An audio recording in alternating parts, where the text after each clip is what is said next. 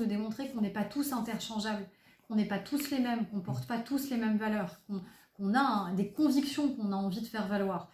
Et moi, c'est ce que j'ai essayé de faire, en tout cas depuis le début du mandat. Je considère que d'abord, il faut être lucide et assumer le fait que les campagnes législatives, elles procèdent d'abord de l'élection présidentielle.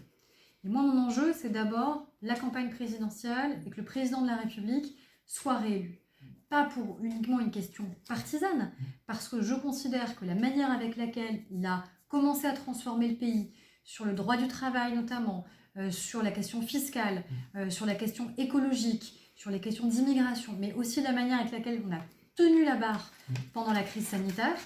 Il suffit de faire un comparatif avec nos voisins directs. Aujourd'hui, vous allez dans un certain nombre de nos pays européens frontaliers, vous n'avez plus de théâtre, vous n'avez plus de cinéma, vous n'avez plus de commerce de proximité parce qu'ils ont fermé avec la crise. Nous, au contraire, ils ont tenu et on a même recréé de l'emploi et avec un taux de chômage qui est le plus bas depuis 13 ans. L'idée d'une carrière politique, la question c'est ce qu'on en fait concrètement au profit des convictions qu'on porte et au profit du territoire pour lequel on est supposé se battre. Là-dessus, moi j'ai un bilan à défendre, je le ferai en temps voulu et je prendrai ma décision en temps voulu. Et par rapport, je pense que les baronnies, les fiefs, tout ça, je pense que ça n'existe plus en fait, ça ne veut rien dire. Personne n'est propriétaire de son territoire. Je ne suis pas propriétaire de cette circonscription.